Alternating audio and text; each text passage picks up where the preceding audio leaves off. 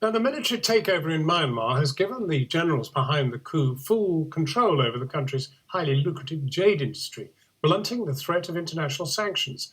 The junta and other armed groups are thought to be making billions of pounds a year from the jade mines. The environmental and human rights group Global Witness says that since the coup, corruption in the jade industry has also fueled a new wave of conflict. Our foreign affairs correspondent, Jonathan Miller, has this report.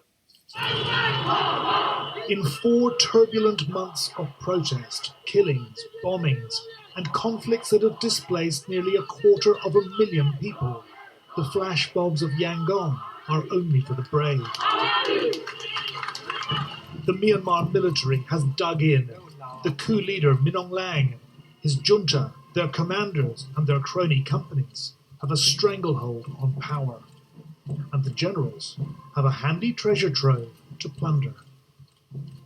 Myanmar's Wild West is in the north, in Kachin State, a lawless town called Pakant, the richest jade mine in the world. Here, 400,000 artisanal miners pick through the tailings of open-pit mines for nuggets of jade, the finest of which are as valuable as diamonds. The mines are controlled by the Tatmadaw, the army, and the military conglomerates. But other armed ethnic insurgent groups they're at war with also have fingers in the pie. Mining, taxing, smuggling. The profits fuel the conflict, funding the purchase of weapons by rebel armies, while Myanmar's military elite line their pockets. Pakant itself is not a war zone, but everyone's here to make a killing. They call it blood jade.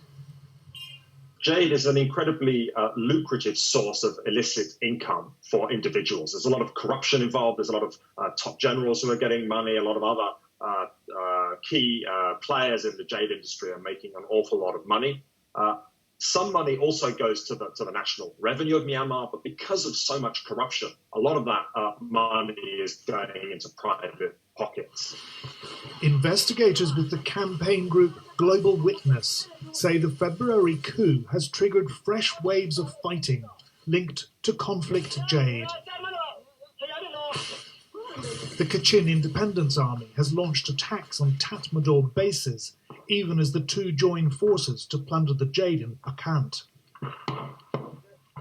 There is no doubt that the jade industry is a driver of conflict. It's providing the money directly to military units who own jade mines or who control access routes. So everyone has a stake in this. If you control the territory, you control the illicit revenues, and that's meant that armed groups, gangs, and the Myanmar military are all involved in controlling access to this resource.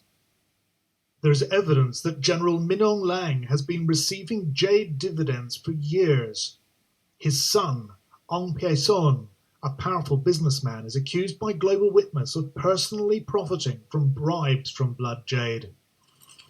The hundreds of thousands of artisanal migrant miners controlled by mafia gangs are at the bottom of the food chain, picking up the scraps. Half are drug addicts. HIV, AIDS, and TB are rife. For a 7-day week, they earn around £40. Conditions in this lawless world are dire and dangerous.